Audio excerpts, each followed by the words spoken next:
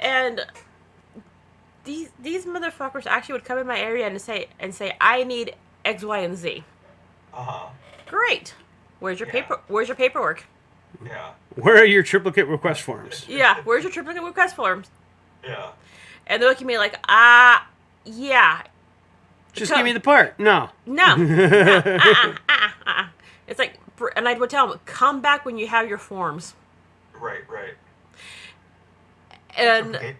and it was funny is because I wasn't rude, I wasn't mean, I was polite, and I was following procedure. I was following Exactly. procedure. Yeah. And then it got it so, and then so their superior would come up to me and talk to me, and Yes. ask them, do you have your form? No. Yep. Why not? Because it's over there. Why is it over there? It's like I'm talking to a toddler at this point. Yes. Why is it over there? A lot of that. Because I didn't pick it up. Why not? Yes. So I would break down their discussions like I was a toddler, and I said they come in because I would come in and say I'd be more happy to fulfill your request. Let me see your paperwork. Mm-hmm. And then they're like, oh, yeah, okay. So they would go back and then bring the paperwork, and I would give them their part, stamp off on it, and they'd be on their merry way. Right. And they realized that I not only did I do the job much faster because I would give them their parts in 15 minutes. Whereas Yeah. before it would take how long? It would some people the person would take about a week. Yeah. Yeah. No, so she has similar instance that she was hired on. Mm-hmm. I'm sorry we got off of scale, but this is interesting. I could talk to Maria about this. But like, she was hired on specifically to fulfill to fulfill contractors' orders because nobody was specifically assigned to do this. It was always just like, if you get time, fill this out so they could come pick it up the next. Like, okay, well, this was going to take 2 or 3 days. Like, well, they realized that they were like losing out on a lot of business this way. So management realized like, well, let's hire someone specifically to do this. And my friend, she has a lot of retail experience, but she also has a lot of customer client experience. So Yep. she jumped on this, and then she also just good with inventory and good at the upsell. So now she also took away this job that everybody else used to waste time on.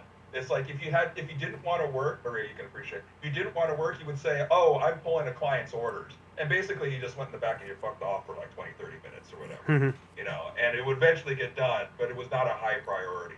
Now it is her only job is to fulfill these orders, And nobody else gets to do it.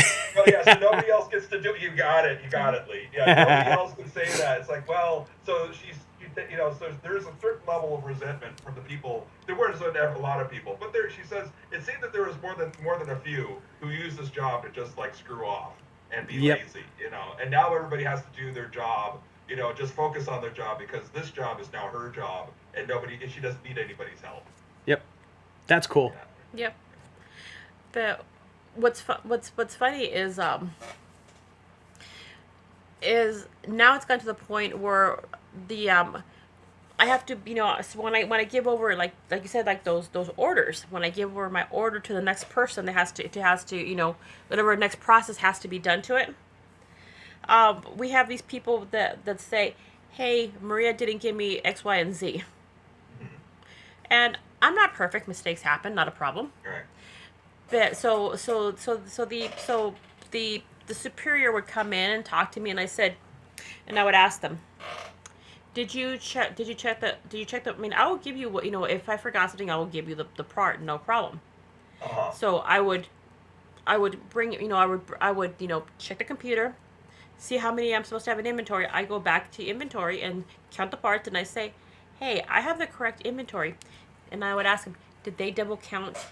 Did they double check before they went to you? Right. And the guy would be like, you know what? Let me go talk to them and see if they double checked. So he would go back to them, and then I would see him at the end of the day because this is the guy I normally see at the end of the day because he because of how his works out. Derek! Derek Engel has gifted 5 tier 1 subs to the chat. Thank you very much, Thank you. Derek. Engel. That's amazing. You're too kind. So the superior would go back to that person, and they would sit Yes. there and count out the parts, and like, the guy would tell me, it's like, yeah, it was right there. Oh, really? The entire time it was right there. Maria, I gotta get going here, but yeah, we gotta share more inventory horror stories. I haven't had to do inventory for a while, but I feel your pain. Yeah, no, Oh, yeah. this is my life. No, honestly, I have no pain in inventory anymore because I got to the point where I just tell everybody to fuck off, and if you don't like it, talk to my boss. No, my thing about inventory is, it's inventory. It shouldn't be this painful. How come we don't know what we got versus, how much we came in and how much is going out versus like how much just mysteriously walks away? That happens. But why are our numbers so fucking off? Yeah. Yep. That's what would always annoy me. It annoys me to this day. Anyway, but I'm sorry, but I gotta get going here. Please, I encourage you all to share your thoughts on She-Hulk and the subtleties of inequality that are not so subtle. But It's a bid Tuesday. you all adieu. Yes, thank you very much, and thanks for having me on the show, Lee. No problem. Pleasure as always. See ya. See ya. Bye, Brian. Bye, Maria. Bye. Hey, Brian. So. We were talking earlier about Debbie. We were talking. It was funny because we were talking about Debbie Downing walking up to Brian, basically saying, "I like looking at guys' cocks."